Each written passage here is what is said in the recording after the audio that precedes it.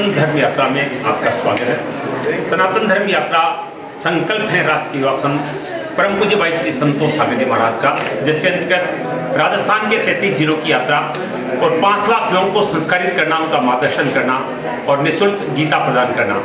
सनातन धर्म यात्रा के 21वें पड़ाव में इस समय हम राजस्थान की खूबसूरत नगरी डूंगरपुर में हैं, जहाँ पर आज राज नोबेल डिग्री कॉलेज में महाराज श्री का लगभग 500 से 700 बच्चों के सामने प्रवचन है, जिसके अंतर्गत आप उनको जीवन जीने की सुंदर कला प्रदान करेंगे, निःशुल्क गीता प्रदान करेंगे। इस यात्रा के अंतर्गत 1,50,000 के करीब युवाओं को आप मार्गदर्शित करके उनको निःशुल्क गीता प्रदान कर चुके हैं। और आज निश्चित रूप से डूंगरपुर के बहुत ही सुंदर और दिव्य विद्यालय में महाराज श्री का आगमन हुआ है। आइए यहाँ से कार्यक्रम का अवलोकन करते हैं। बोले भारत माता की, भारत माता की। क्या बात है, भोजन नहीं किया क्या आज? है? आवाज ही नहीं निकल रही है।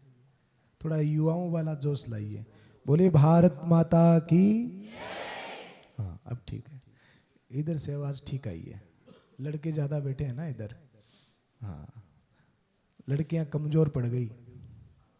दोबारा आवाज लगाए, भारत माता की। अभी भी यही पलड़ा भारी है लड़कों वाला। एक बार और कोशिश करें। बोलो भारत माता की। हाँ, अब ठीक है। आदरणीय प्रधानाचार्य जी, कमलेश जी और सभी मंच पर विराजमान प्रबुद्धजन और मेरे भाई बहन,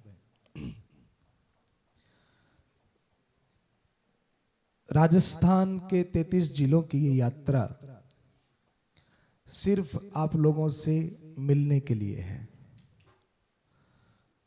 आधे घंटे का यह सत्र आपके लिए बहु उपयोगी हो सकता है, तो थोड़ी सी गंभीरता के साथ आप इस सत्र को सुनेंगे। अभी भाई साहब ने कहा कि भारत सबसे बड़ा युवाओं का देश है। युवा, आप में से कोई मुझे बता सकता है युवा का मतलब क्या होता है? युवा किसे कहते हैं? युवा का मतलब क्या होता है? अब इतने दिमाग पर जोर देने वाली बात तो है ही नहीं।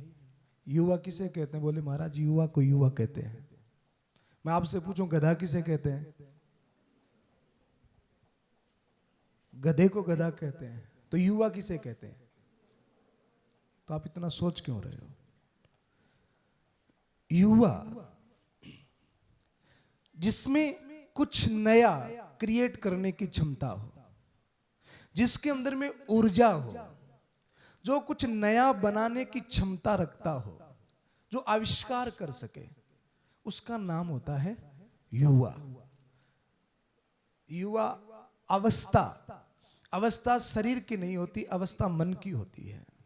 कोई आदमी जवान होकर भी बहुत जल्दी बूढ़ा हो जाता अगर उसके अंदर में कुछ करने की क्षमता और ऊर्जा नहीं है। और कोई बुढ़ापे में भी इतनी क्षमताओं और इतनी ऊर्जाओं से भरा हुआ होता है कि वो बहुत कुछ कर जाता है। आज आप सबको देख करके और यहाँ की वार्ता को सुन करके 3 विषयों पर हम चर्चा करते हैं, और वो 3 विषयों को अगर आपने समझ लिया तो शायद आपका जीवन बहुत अद्भुत और बहुत अनमोल हो जाएगा। सबसे पहला विषय है धर्म, दूसरा विषय है युवा, और तीसरा सबसे अनमोल विषय है हमारा लक्ष्य, हमारा गोल, हमारा टारगेट। अगर हम धर्म के विषय पर बात करें, भारत एक ऐसा देश है जिसमें लगभग 20 से 25 प्रकार के धर्म पोषित होते हैं। मुझे कोई कहे मैं हिंदू सनातन धर्मी, भाई साहब से कोई पूछे मुस्लिम धर्म, कोई क्रिश्चियन धर्म, कोई सिख धर्म, आगे बहुत सारे सब्जेक्ट हैं पर पीछे एक ही बात लगी हुई है, धर्म। अब वास्तविकता में धर्म की सही डेफिनेशन क्या हो सकती है?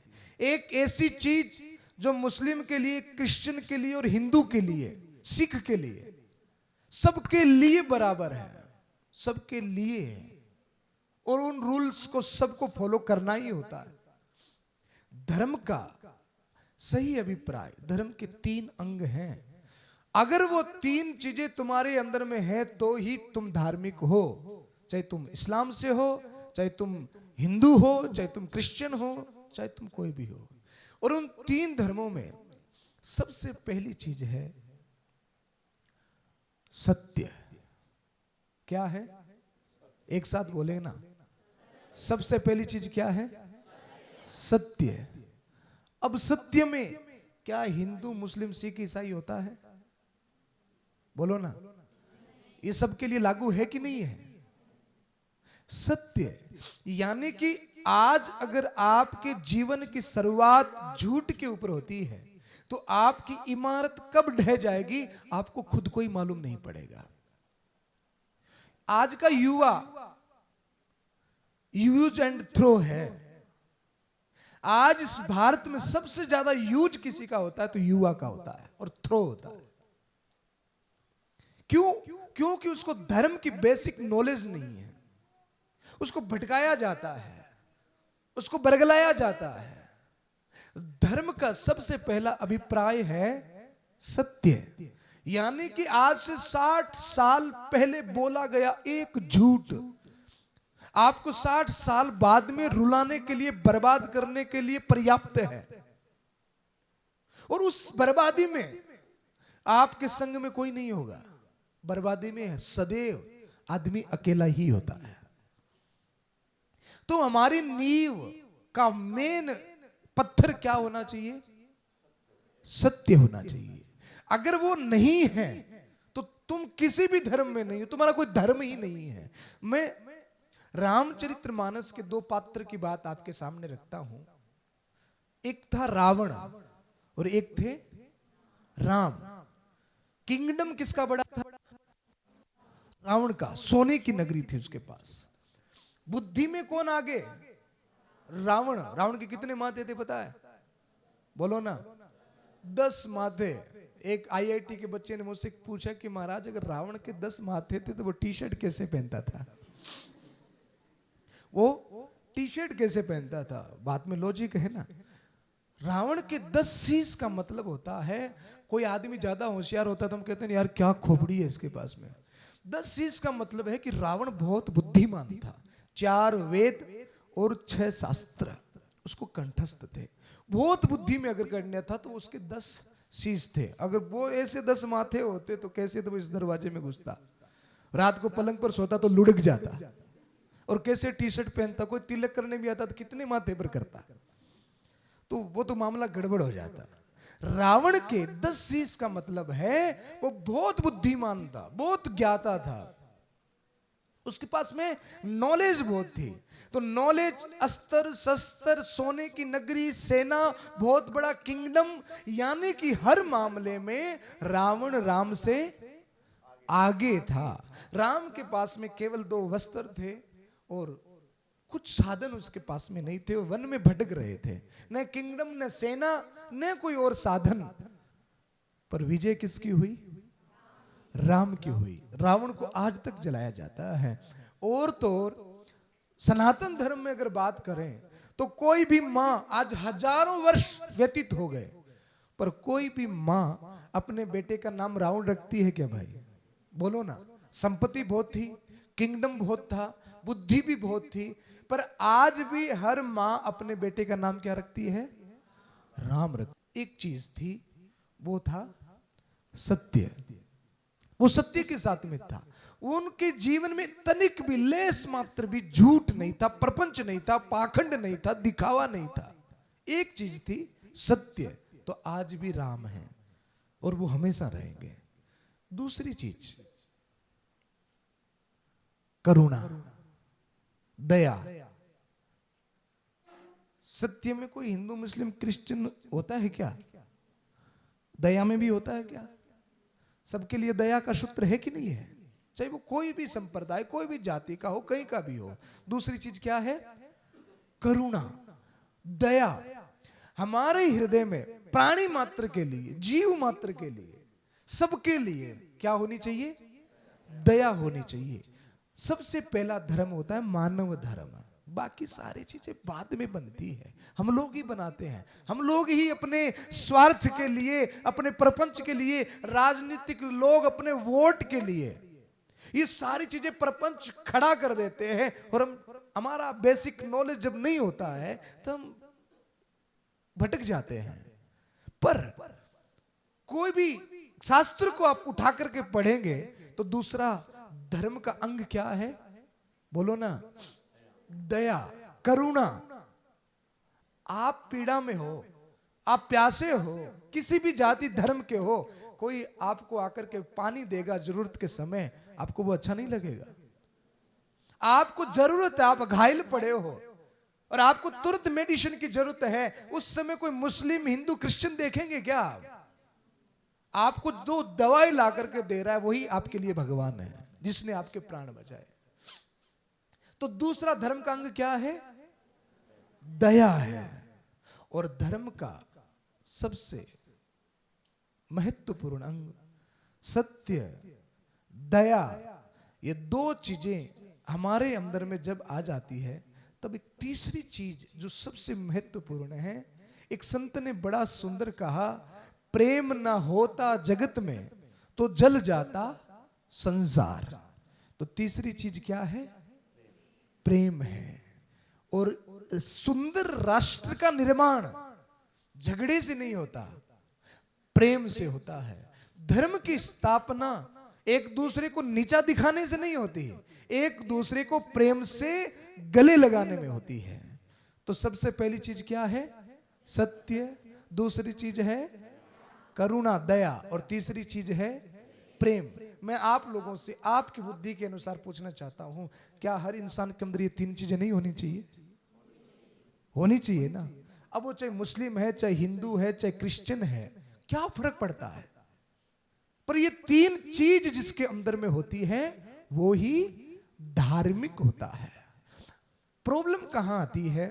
प्रॉब्लम आती है हमारे अधूरे ज्ञान के कारण। प्रॉब्लम कोई दूसरा हमें नहीं देता। हमारे जीवन में अगर कोई दुख है, कोई तकलीफ है, कोई कष्ट है, कोई पीड़ा है, तो उसका एकमात्र कारण है हमारा अधूरा ज्ञान। हमारे यहां पर आप सब ध्यान से सुनिएगा, 3 प्रकार के ज्ञान होते हैं। कितने प्रकार के? 3 प्रकार का ज्ञान। सबसे पहला नॉलेज होता है हम आप सबको इंद्रिय जनित ज्ञान, यानी कि जो हमको सुनाया जा रहा है, हमको जो दिखाया जा रहा है, इसको इंद्रिय जनित ज्ञान कहते हैं। और भारत के 80%, 85% लोग इंद्रिय जनित ज्ञान में उलझे हुए रहते हैं। उनको अपना बेसिक नॉलेज और बेसिक ज्ञान कुछ भी नहीं होता।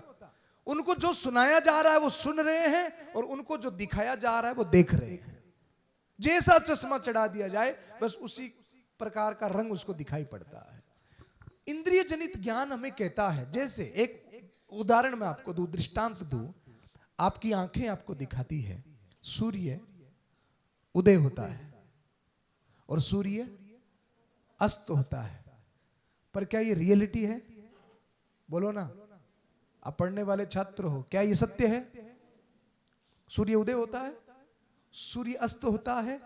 नहीं, ये केवल हमको हमारी आंखों से दिखता है कि सूर्य उदय हो रहा है और सूर्य अस्त हो रहा है। पर अगर आपके पास में बुद्धि है, दूसरा ज्ञान का एक लेवल है बुद्धि जनित ज्ञान, जो बहुत कम लोगों के पास होता है। पहला ज्ञान बोलो ना, इंद्रिय जनित ज्ञान, जो आंखों से दिखता है, कानों से सुनाई देता है, वो इंद्रिय जनित ज्ञान। दूसरा बुद्धि जनित ज्ञान, जिसको हमने अपनी बुद्धि से जाना हो, परखा हो, समझा हो। बुद्धि क्या कहेगी? बोले बुद्धि कहेगी भैया सूर्य अस्त उदय नहीं होता, पृथ्वी चक्कर लगा रही है। ये होता है। एक भरे हुए पानी के गिलास में कभी आप चम्मच डालना, आधा चम्मच जब पानी के अंदर चला जाएगा, आपको आंखों से क्या दिखेगा? पानी के जो अंदर का हिस्सा है चम्मच का, आंखों से क्या दिखेगा? टेढ़ा दिखेगा। घर पे जाकर के प्रयोग करना। भरे हुए गिलास में चम्मच डुबोगे तो जो चम्मच का हिस्सा पानी के अंदर है वो आपको बिल्कुल टेढ़ा दिखेगा। पर क्या वो चम्मच टेढ़ा है? आंखें क्या दिखा रही है? टेढ़ा दिखा रही है, पर वो टेढ़ा नहीं है, वो अपने पोजीशन में ही है, पर हमको टेढ़ा दिखता है। बुद्धि कहती है कि ये टेढ़ा नहीं है। और उसके बाद में तीसरा ज्ञान का लेवल आता है जो भारत में 15% लोगों के पास से ही है। भारत में 85% लोग शरीर के इस नीचे के हिस्से से काम करते हैं। मात्र 15% लोग हैं जो इस ब्रेन का यूज करते हैं, इससे काम करते हैं, और वो ही इस पर राज भी करते हैं, हुकूमत भी करते हैं। अब मैं आपसे पहले पूछ लूं, आप 15% में सम्मिलित होना चाहते हैं कि 85% में? बोलो ना। भीड़ में चलना चाहते हैं कि भीड़ से आगे चलना चाहते हैं? भीड़ से आगे चलना चाहते हैं ना, तो उसके लिए आपको तीसरा ज्ञान अर्जित करना होगा, जिस ज्ञान का नाम है, पहला कौन सा बताया हमने? इंद्रिय जनित, दूसरा बुद्धि जनित, और तीसरा है आत्मजनित, जिसको हम आत्म ज्ञान कहते हैं। वो आत्म ज्ञान हमको कैसे प्राप्त हो, और हम उन 15% लोगों की सूची में कैसे पहुंचे? मैं आप लोगों से एक प्रश्न, आपका क्या नाम बेटा? एक मिनट खड़े होंगे आप? क्या नाम आपका? शीला। हाँ शीला जी, मैं आपसे एक प्रश्न पूछता हूं। दिल्ली में एक लड़की है जिसका नाम है पूजा, क्या आप उसे जानती हैं? नहीं जानती? क्यों नहीं जानती बेटा? एक मिनट, क्यों नहीं जानती? जो भी आंसर है ना, क्यों नहीं जानती? आप बताओ बेटा, आप जानती हो पूजा को? आप उनसे, आपका क्या नाम है? रितिका कह रही है कि मैं पूजा को नहीं जानती क्योंकि मैं उनसे कभी मिली नहीं हूं। आप इंदिरा गांधी को जानती है? हैं? यस या नो? बोलो ना। हाँ यस, जानती हो ना? मिली है उनसे? नहीं मिली है ना। आप कल्पना चावला को जानती है? अभी हमारे राष्ट्रपति कौन है? द्रौपदी मुर्मू, जानती है ना? मिली है कभी उनसे? नहीं मिली, फिर भी जानती है। पूजा को इसलिए नहीं जानती कि कभी उनसे मिली नहीं है, पर इंदिरा गांधी को जानती है, जैसे उनके साथ में रही हो। बैठ जाओ रितिका, बहुत सुन, बैठ जाओ बेटा। अब इसमें आप लॉजिक ढूंढिएगा। इंदिरा गांधी से भी ये नहीं मिली हैं, पर उनको ये जानती है। क्यों? क्योंकि उनका नाम बहुत बड़ा था। कल्पना चावला को जानती है, द्रौपदी मुर्मू को जानती है, जो एक छोटी सी झोंपड़ी से ग्राम से निकल करके आई है, क्योंकि उनकी सूची 15% लोगों में है। और जो 15% में सम्मिलित होगा, बिना मिले लोग उसको जानेंगे, उसके बारे में जानेंगे। अगर उस 15% में हमको सम्मिलित होना है, हमको अपनी सोच के दायरे को बहुत डेवलप करना पड़ेगा, बहुत बड़ा करना पड़ेगा, और हमको आत्मज्ञान की जरूरत है। आपके जीवन में कोई ना कोई गोल भी आपने निर्धारित किया होगा, और मुझे कई बार बहुत दुख सा भी होता है। मैं बच्चों से जाकर के पूछता हूँ तो छोटे छोटे गोल, किसी को कोई सरकारी गवर्नमेंट की जॉब लग जाए, किसी का ये हो जाए, किसी का, इससे ज्यादा आज के बच्चे सोच नहीं पा रहे हैं। अभी तो एक लड़के से मैं मिला कोटा में, वरुण नाम था उसका। मैंने पूछा कि बेटा तू क्या बनना चाहता है? तो उसने कहा सर मैं पैसे वाला बनना चाहता हूँ। कमलेश जी क्या बनना चाहते हैं? पैसे वाला। तो मैंने कहा कितना पैसे वाला? बोले सर मेरे पास में 20 गाड़ी हो, 20 मोबाइल हो, और 10 बड़े बड़े घर हो, इतना पैसे वाला। तो कुछ लड़कियां भी बैठी थी, तो मैंने एक लड़की से पूछा बेटा तू क्या बनना चाहती है? बोले सर वरुण की पत्नी।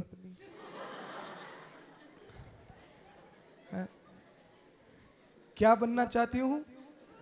वरुण की पत्नी। इसके पास में इतना पैसा होगा, 10 गाड़ी, 10 मोबाइल, तो मुझे कुछ बनने की जरूरत ही नहीं है। तो हमें एक तीसरा ज्ञान चाहिए, जिसको हम कहते हैं आत्म ज्ञान। एक प्रश्न और कर लूं मैं आपसे, जो भी आपको जवाब आओ आप अपने हिसाब से देना, शायद मुझे भी आपसे कुछ सीखने को मिले। आप यहां कॉलेज में आते हो, आपके टीचर्स आपको बराबर पढ़ाते हैं? समय आपको बराबर मिलता है? किताबें एक जैसी है। आप अपने जीवन में सब लोग सफल होना चाहते हैं? हाँ, खाली हाँ से सफलता नहीं मिलती है, सफल होना चाहते हैं ना। अब मुझे ये बताओ, सफल होने की बात मैं नहीं करता, मैं हारने की बात करता हूं। सफल तो हम सब होना चाहते हैं, पर मेरा सवाल आपसे यह है कि इस सफलता की भाग दौड़ में हारता कौन है, पीछे कौन रह जाता है? हारने का आपके हिसाब से मुख्य कारण क्या होता है? इसका जवाब जैसा भी टूटा फूटा कौन देगा? बच्चों में, टीचर्स नोट, बच्चों में जवाब देंगे। हारने का कारण,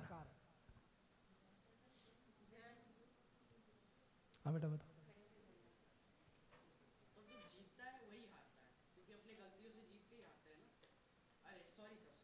चलो ना, नर्वस मत हो, एकदम इजी वे बताओ।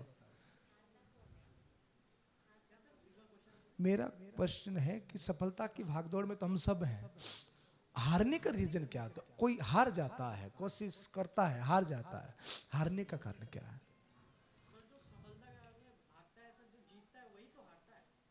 जो जीतता कैसे आता है यार, मेरे को समझ नहीं है। मैं तो कभी नहीं हारा यार, मैं जीत रहा हूं हर फील्ड में। चलो, आप क्या नाम, क्या है आपका? जय गोपाल, बहुत सुंदर, आपने हिम्मत की, इसके लिए ताली बजाइए एक बार। इनके जवाब में भी लॉजिक है, मैं आपको समझाऊंगा, बैठो आप। और कोई मेरे बहन कोई बताएगी हारने का रीजन आपके हिसाब से? यार इतनी ऊंचे लेवल के स्टूडेंट हो आप, इतना तो जवाब दो प्लीज, जैसा भी आता है। कोई लड़कों में कोई जवाब देगा? जैसा भी आता है, हारने का कारण क्या है, हारने का रीजन क्या है? हाँ बेटा बताओ। अरे बैठो बैठो बैठो जगदीश जी बैठो। हाँ बैठो। कोशिश करना छोड़ देगा, हार जाएगा, ये भी एक पॉइंट है, इसके लिए भी ताली बजनी चाहिए।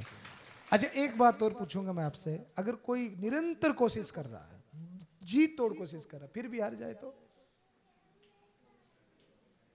जैसा भी हार, उसमें कॉन्फिडेंस नहीं है, इसके लिए ताली बजा जवाब। बैठो।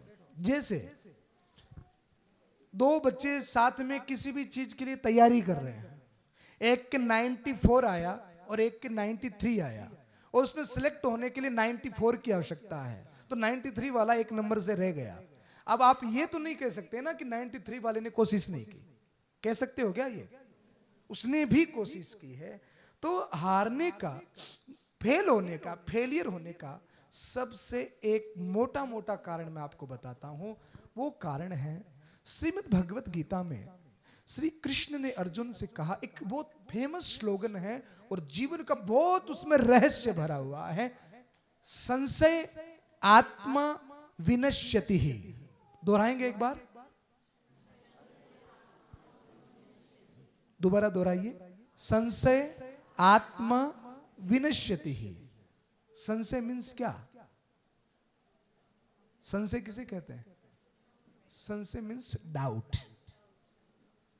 अपनी योग्यता, अपनी क्षमता, अपनी ऊर्जा, अपनी काबिलियत को लेकर के अगर आपके मन में इतना सा भी डाउट है, मैं ये नहीं कर सकता, अगर स्वप्न में भी अगर आपके ये चीज आती है कि मुझसे नहीं होगा, अरे मेरे पापा तो बहुत गरीब है, अरे मुझे तो अच्छी स्कूल नहीं मिली, अरे मैं तो यहां जन्मा हूं, अरे मैं तो वो हूं, अरे मैं कैसे कर सकता हूं, मेरे पास में ये साधन नहीं है, अगर इतना सा भी आपके मन में है डाउट अपनी क्षमता, अपनी योग्यताओं को लेकर के, तो हारने का मुख्य कारण होता है डाउट। क्योंकि डाउट रह गया तो आप फेलियर हो जाओगे, फिर आप सफल नहीं होगे। आपकी सफलता में दूसरी चीज आती है, इंटरेस्ट। क्या आता है? आप ईमानदारी से बताना, अभी जो कर रहे हो पढ़ाई, इंटरेस्ट है क्या?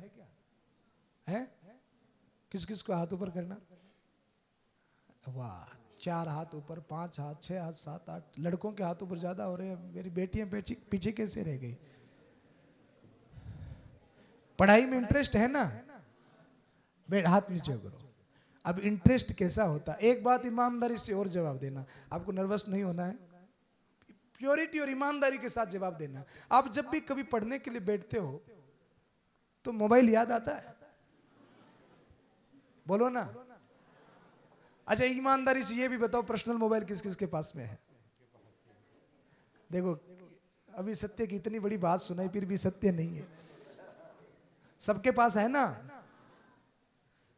कोई दिक्कत नहीं है, बुरी चीज नहीं है अगर आपको बुद्धि है और उसका इस्तेमाल करना आता है तो, वरना वो आपके लिए जहर और कैंसर है। अगर उसका सही तरीके से इस्तेमाल करना आता है तो मोबाइल आज की आवश्यकता है, अगर आपको उसका इस्तेमाल करना आता है। मैं इतना सा पूछना चाहता हूं, कभी ऐसा हुआ आपके साथ में कि एक तरफ किताब है और एक तरफ मोबाइल है?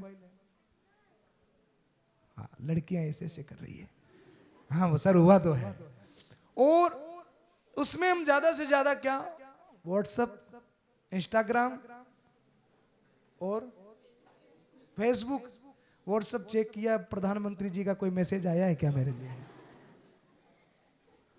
और आज के युवाओं के पास मैसेज क्या आते हैं, ज्यादा से ज्यादा कोई गुलाब का फूल हाथ जोड़े हुए, और या फिर ऐसा कोई मैसेज कि ये मैसेज आगे से आगे फैलाओ तो आपके ऊपर कृपा बरसेगी। इससे ज्यादा कोई मैसेज नहीं आता। पर फिर भी जैसे मम्मी बच्चे की वो अंडरवियर बार बार चेक करती है कि पोटी की कि नहीं की, वैसे ही बार बार मोबाइल को चेक करना पड़ता है। कंडीशन बड़ी खराब है। इंटरेस्ट अगर आपका पढ़ाई में होगा तो निश्चित आपको बीच में मोबाइल याद नहीं आएगा। आप कभी थिएटर में पिक्चर देखने गए हैं, फिल्म देखने गए हैं? हाँ देखो कैसे हाँ की है, मोबाइल में हाँ नहीं की। और जब फिल्म देख रहे हो और सामने पर्दे पर स्क्रीन चल रही हो और कोई बढ़िया सीन चल रहा हो रोमांटिक, और उसमें हम खोए हुए हो, डूबे हुए हो, और उस समय बीच में कोई आकर के खड़ा हो जाए, क्या करोगे? बोतल मारोगे, बीच में कहां से आ गया? क्यों? क्योंकि उसमें हमारा क्या है, इंटरेस्ट है। इस बात को गंभीरता से लेना। अगर आप अपने समय की कदर नहीं करते हो, जितने भी सफल लोग हैं सबको बराबर समय मिला है, बराबर, 2 हाथ, 2 पांव, 2 आंखें, 1 नाक, 2 कान। भगवान ने कोई भेदभाव किया है क्या? वैसे ब्रेन और समय भी बराबर ही दिया है, पर कोई उसका इस्तेमाल करता और कोई नया का नया ले जा करके भगवान को दे देता। लो प्रभु हमने यूज ही नहीं किया, आपने दिया तो था पर हमने यूज नहीं किया। तो इस ब्रेन का हम यूज करें, अपने डाउट को क्लियर करें, हमें क्या करना है, हमारे लिए उचित क्या है, हमारे लिए सही क्या है, कहीं हम भटक तो नहीं रहे हैं, कोई हमें बरगला तो नहीं रहा है, हम गलत रास्ते पे तो नहीं जा रहे हैं। अपने डाउट को क्लियर करिए। दूसरी चीज है, जो आप कर रहे हो, आपके पास में मात्र 25 वर्ष का समय है। आज आपकी जो सोच है, जो सिखाया जा रहा है, जो समझाया जा रहा है, 25 वर्ष के बाद में आपका जीवन बिल्कुल उससे अलग होगा। आप सोचोगे कि हमने जो किया, जो कर रहे थे, उसमें इसका कोई लेना देना ही नहीं है। तो 25 वर्ष तक का आपके पास में समय है, और इस समय की कदर अगर आपने नहीं की तो फिर जीवन भर पछतावे के अलावा कुछ भी नहीं रहेगा। इन 25 वर्षों को जिसने संभाल लिया, आगे के 75 वर्ष उसके बहुत शानदार होते हैं, और इन 25 वर्षों में जिसने मौज मस्ती की हो, आगे के 75 वर्ष केवल रोने में व्यतीत होते हैं। और तीसरी चीज है सबसे अनमोल, जिसको कहते हैं टैलेंट। क्या कहते हैं? अब जितने लोग यहां पर बैठे हैं ना, मैं गारंटी से कह सकता हूं आप सबके अंदर में एक अद्भुत सा टैलेंट है, पर आपको इतनी फुर्सत कहां कि हम खोज सकें कि हमारे अंदर में टैलेंट क्या है। एक गांव में 4 मित्र थे, एक हाथी, एक घोड़ा, एक बंदर और एक मछली। चारों में खूब फ्रेंडशिप थे। एक दिन चारों में कंपटीशन हुआ, एक प्रतिस्पर्धा हुई कि पेड़ पर चढ़ना है। कहां चढ़ना है? पेड़ पर। अब जल्दी से बताओ कौन जीतेगा? बंदर जीतेगा? मछली? घोड़ा हार जाएगा? हाथी हार जाएगा? तो उस हाथी को उदास हो जाना चाहिए, मायूस हो जाना चाहिए। अच्छा उसी कंपटीशन को थोड़ा सा चेंज कर दो कि पानी में तैरना, कौन जीतेगा? हाथी तो फिर भी हार गया। अच्छा दौड़ना है, हाथी तो फिर भी हार गया, तो हाथी को उदास हो जाना चाहिए? क्यों? क्योंकि हाथी जो कर सकता है वो मछली नहीं कर सकती, वो घोड़ा नहीं कर सकता। तो आप में से सबके अंदर में एक ना एक टैलेंट भरा हुआ है, और वो जागृति कब आती है? उस 15% लोगों की सूची में सम्मिलित होने के लिए आपको इंद्रिय जनित ज्ञान, बुद्धि जनित ज्ञान से ऊपर का जो लेवल है, जिसको हम कहते हैं आत्मज्ञान, उस आत्मज्ञान को प्राप्त करना पड़ेगा। अब देखो ना, इंद्रिय जनित ज्ञान तो हम देखने से, आसपास की चीजों से सीख जाते हैं। बुद्धि जनित ज्ञान हमको किताबों से प्राप्त हो जाता है, किताबों में ये सारी बातें मिल जाती है। अब आत्मज्ञान कहां से आता है? आत्मज्ञान का स्रोत क्या है? वो जो नॉलेज वो कहां से आती है? पता है कि मैं बताऊं? कोई बता सकता है? आत्मज्ञान का मूल स्रोत क्या है, कहां से आता है? अच्छा चलो एक सवाल लास्ट एंड फाइनल, उसका जवाब दे दीजिए, फिर मैं आपका सर नहीं खाऊंगा। पूछूं? और इससे यह भी साबित हो जाएगा कि आपकी पढ़ाई, आपकी एजुकेशन कैसी हो रही है। और उसका जवाब आपको फास्टली देना है। सबसे पहला जवाब जिसका आएगा तो हमारे जगदीश जी से उसको इनाम भी मिलेगा। फटाफट आपको जवाब देना है। पूछूं मैं आपसे? रेडी? मेरा सवाल यह है कि अगर 10 लाख रुपए का चेक भरना हो तो कितना जीरो लगेगा? फटाफट बताओ।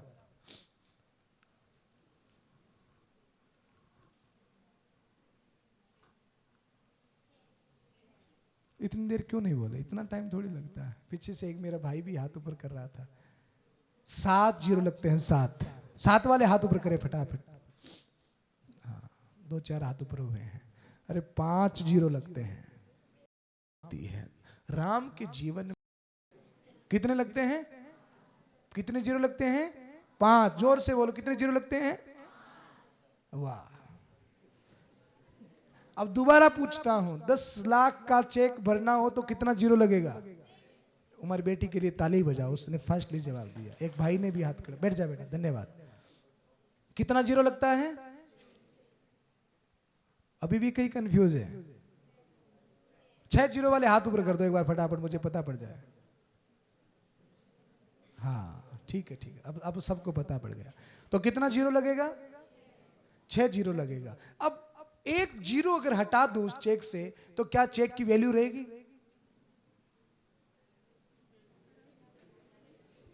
रहेगी ना? कितनी? 1 लाख। एक जीरो और हटा दो। है? एक और हटाओ। एक और हटाओ। एक और हटाओ। एक और हटाओ। अब वैल्यू है चेक की? है ना? कितनी? 1 की। अच्छा जीरो को एज इट इज रख दो और 1 को हटा दो। अब चेक की वैल्यू नहीं है। अब आपको यह समझना है, देखो आप नर्सरी से लेकर कोई LLB, कोई MBA, कोई IIT, कोई CA, कोई B.Ed, कोई MBBS, बहुत सारी डिग्रियां आप लेंगे। वो डिग्रियां केवल उन जीरो की तरह है। जैसे चेक में जीरो बढ़ाते जाओ, चेक की वैल्यू बढ़ती जाएगी। वैसे ही आप डिग्रियां लेते जाओ, आपकी भी वैल्यू बढ़ती जाएगी। पर आपकी उस वैल्यू में मेन आधार क्या है? बोलो ना। बोलने में बड़े कंजूस हो यार, घर पे इतना ही बोलते हो। आपकी वैल्यू किससे है? 1 से है। अब फिर एक क्वेश्चन खड़ा हो जाता है कि वो 1 हमारे जीवन में क्या है?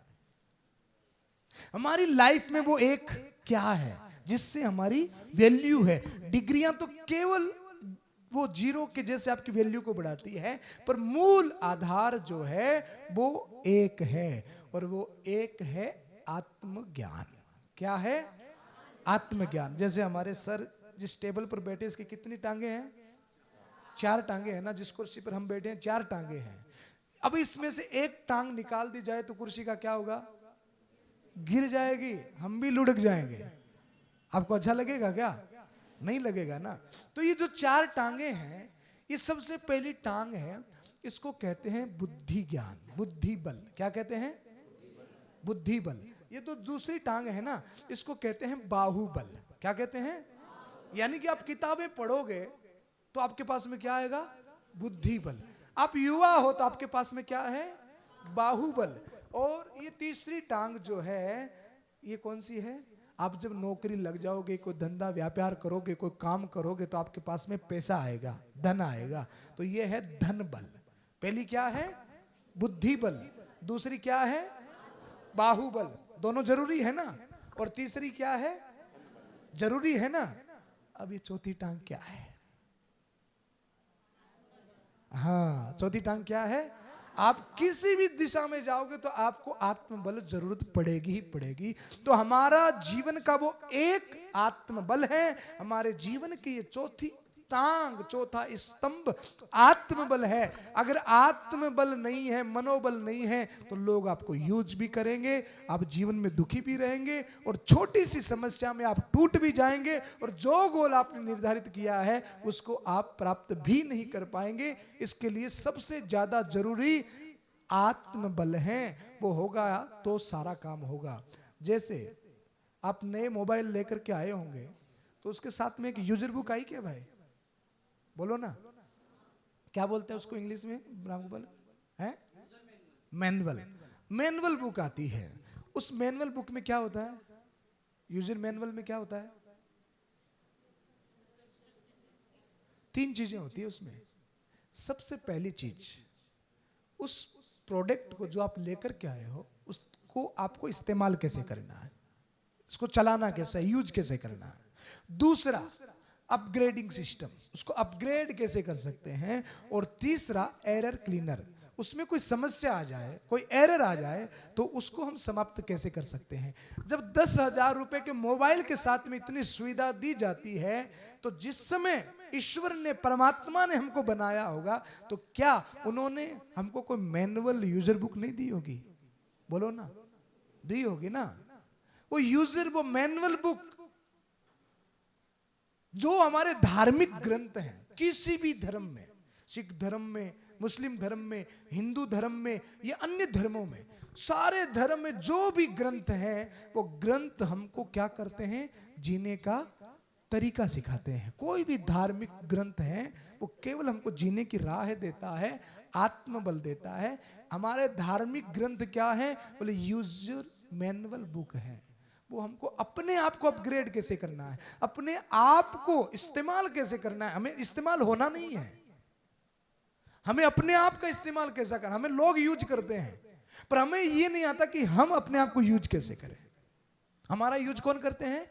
लोग करते हैं। क्यों करते हैं? क्योंकि हमें पता ही नहीं कि हमें अपने आप का यूज कैसे करना है। इसलिए अपने आत्मबल को, अपने आत्मज्ञान को बिल्ड करो। आप इन किताबों के साथ साथ मैं आज आपको एक चीज बताने आया हूं। श्रीमद् भगवत गीता किसी के घर में है? आपके किस किस के घर में है? 5, 7, 10 हाथ ऊपर खड़े हुए हैं। कभी पढ़ा है इसको आपने? कभी नहीं पढ़ा ना। हमारे पूर्व राष्ट्रपति, भूतपूर्व राष्ट्रपति अब्दुल कलाम साहब, आप कभी उनकी बायोग्राफी को उठा करके पढ़ लेना। उन्होंने भगवत गीता के बारे में क्या वर्णन किया है। आज दुनिया के 128 देशों में, 135 भाषाओं में, और पता नहीं कितनी प्रकार की टीकाएं, और जितने भी आपको जो दिमाग में है, जितने भी ऊपर के मोटिवेशनल स्पीकर हैं, जितने भी बहुत बड़े बड़े लोग हैं, विभूतियां हैं भारत की, उनकी बायोग्राफी को उठा करके पढ़ना, उनके जीवन में एक दर्शन मिलेगा जिसका नाम है भगवत गीता। और ये किताब जिसमें कोई रिलीजन की बात नहीं है, आपको कैसे उठना, कैसे बोलना, कैसे चलना, आपका आत्मज्ञान कैसे हो, आप अपने आप को अपग्रेड कैसे कर सकते हो, आपके जीवन में कोई एरर आ जाए तो उस एरर को आप कैसे खत्म कर सकते हो, ये सारी चीजें, इसमें कोई रिलीजन संबंधित बात नहीं है। आप डॉक्टर, इंजीनियर बनना, उससे पहले आप एक अच्छे इंसान कैसे बन सकते हो, ये चीज भगवत गीता सिखाती है। आप अपने आप को अपग्रेड कैसे कर सकते हो? कोई रिलीजन इसमें नहीं, कोई धर्म की बात इसमें नहीं, केवल मानव धर्म, केवल इंसानियत। अपने आप को आप एक अच्छा इंसान कैसे कर सकते हो, ये भगवत गीता में है। और ये पढ़ने में इतनी बोरिंग है, इतनी बोरिंग है कि आप एक पत्ता खोलोगे ना तो खोपड़ी खिसक जाएगी, यार इसको क्या लिखा, ये कैसे पढ़े। कम से कम 1, 2, 5 बार नहीं, 8 बार पढ़ने से ये समझ में आएगी। और जिस दिन ये समझ में आ गई, दुनिया में और कुछ जानने के लिए शेष नहीं रह जाता। और जितना चीज जितनी ऊंची होती है ना, उसको समझना उतना ही कठिन होता है। पर इसको जिसने चैलेंज के रूप में एक्सेप्ट कर लिया हो कि हाँ मैं हजारों किताबें पढ़ता हूं, मुझे ये एक किताब ही पढ़नी, मुझे इसे जानना है कि इसकी इतनी चर्चा क्यों है, आखिर इसमें क्या है ऐसा, इस रूप में अगर इसको लेकर के चैलेंज के रूप में एक्सेप्ट करके आपने इसको पढ़ लिया, तो मैं हमारे कोर्ट में गीता पर हाथ रख के कसम खिलाई जाती है कि जो कहूंगा सच कहूंगा, सच के सिवा कुछ नहीं कहूंगा। तो मेरे तो हाथ में ही गीता है, मैं आपको गारंटी देके जाता हूं, ये वो किताब है जो आपके जीवन को दर्शन देती है, आपके जीवन को सुंदर बनाती है, और दुनिया की 15% लोगों की सूची में सम्मिलित होने का सामर्थ्य, वो आत्मबल आपको प्रदान करती है, जिसका नाम है भगवत गीता। तो मैं आपसे सिर्फ इतना कहूंगा कि आप हजारों किताबें पढ़ते हैं, आप नहाए बिना नहाए, ट्रेवलिंग में, गाड़ी में, गार्डन में, जहां मन करे, बस जो समय आप मोबाइल को देते हैं 3-3, 4-4 घंटे फिजूल समय का खर्च होता है। उन समय में से 15-20 मिनट भी अगर आप अपने धार्मिक ग्रंथों को देंगे और रिलीजन की धार्मिक पुस्तकों को पढ़ेंगे, आपके अंदर में आत्मबल आएगा। तो ये किताब जो है ना, छोटी सी है पर ये बहुत अनमोल होती है। तो मैं आज आपको ये किताब अपनी ओर से गिफ्ट करना चाहता हूं। लेंगे आप? बोलो ना, कौन कौन लेगा? एक हाथ ऊपर तो कर दो। देखो कई तो ऐसे कर रहे हैं। एक स्कूल में एक टीचर ने कहा कि सबसे ज्यादा जो आलसी है ना, वो हाथ ऊपर करे, साइकिल मिलेगी उसको। तो एक ने इतना किया, एक ने इतना किया, एक मेरे जैसा कोई ऐसे बैठा था। तो टीचर ने कहा बेटा साइकिल नहीं चाहिए? बोले सर साइकिल तो चाहिए पर हाथ ऊपर कौन करे। साइकिल तो चाहिए। तो ऊर्जावान बनो। कई मैं चेहरे देख रहा हूं बड़े मुरझाए हुए से हैं। भगवान ने सबसे ज्यादा सुंदर गिफ्ट हमको दिया है मुस्कुराहट का। अब कितना बढ़िया मेकअप कर लो, कितने बढ़िया बाल बना लो, पर चेहरे पर स्माइल नहीं है ना, तो तबेले का जैसे लगता है मुंह। हाँ, donkey can not smile, monkey can never smile. पर मनुष्य को स्माइल का, हंसने का गिफ्ट भगवान ने दिया। गधे को हंसते हुए देखा है भाई? बंदर को? अच्छा कभी रात के अंधेरे में घर से आ रहे हो और बीच में कोई भैंस हंसती हुई मिल जाए, क्या होगा? आप अकेले आ रहे हो और कोई भैंस हंस रही है, दांत खिलखिला रही है, तो क्या होगा? बोले भूत पिशाच निकट नहीं आवे, यही होगा। तो हंसो, खिले हुए से रहो, आनंद में रहो, और व्यसन और फैशन से बाहर निकल जाओ। देखो ना हमारे लड़के व्यसन में बर्बाद हो रहे हैं। आपकी बात नहीं कर रहा हूं, अब तो बहुत अच्छे हो। और हमारी लड़कियां किस में खराब हो रही हैं? बोलो ना, फैशन में। फैशन और व्यसन काम नहीं देगा। जीवन के स्तर पर जीने के लिए ज्ञान ही काम आता है। लुक्स पे ध्यान नहीं देना है, बुक्स पे ध्यान देना है। किस पे ध्यान देना है? बुक्स पे। और आज एक ऐसी ही बुक्स जो आपके आत्मज्ञान को बिल्ड करती है, मैं आपको गिफ्ट करना चाहता हूं। कौन कौन लेगा? एक बार पूरे हाथ ऊपर कर दो भाई। पक्का? अच्छा इसका लेकर क्या करोगे? पढ़ेंगे? ये तो नहीं अगर लो दादी मैं क्या लाई हूं, बोलो ना भाई, ये तो नहीं करोगे ना। ऐसा इसको रखोगे कहां पर? अरे गड़बड़ कर दी ना मामला। अच्छा आप स्कूल की किताबें मंदिर में रखते हो क्या? है नहीं ना, तो इसको मंदिर में क्यों रखोगे? ये मंदिर में रखने की नहीं है, इसी बैग में रखने की है। जब भी अकेले हो, मन प्रसन्न हो या मन उदास हो, अपना समय जो मोबाइल को देते हो उसमें से 15-20 मिनट रोज डेली इसको दीजिए।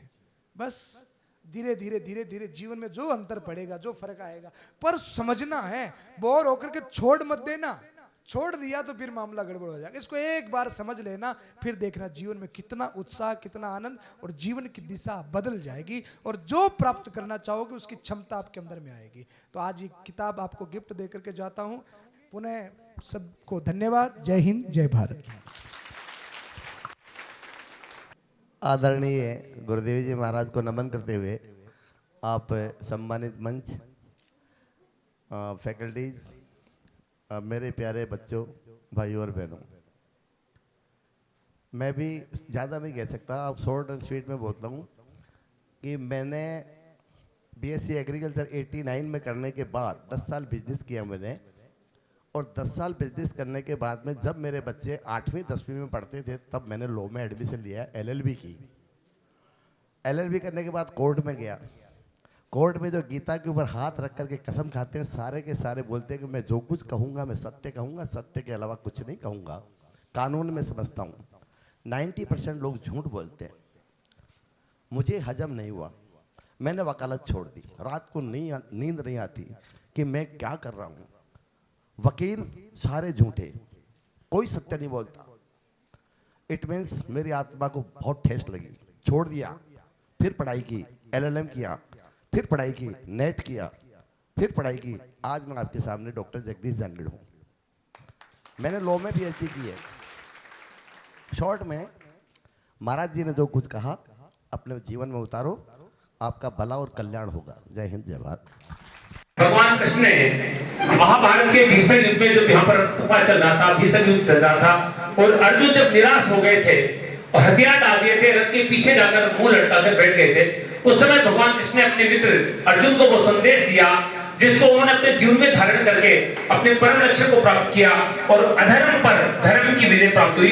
ठीक उसी से तरह से संकल्प करें कि जो अनमोल उपहार आज पूज्य भाई श्री संतोष सागर जी महाराज ने प्रदान किया है, हम उसको पढ़ेंगे, उसको समझेंगे, अपने जीवन में उतारेंगे और पढ़कर उस दिव्यता के साथ अपने माता पिता गुरुजनों के प्रति, अपने समाज के प्रति सद्भावना और प्रेम रखेंगे और राष्ट्र के विकास में महत्वपूर्ण भूमिका अदा करेंगे। इसी के साथ जोरदार जयकारा लगे। भारत माता की जय।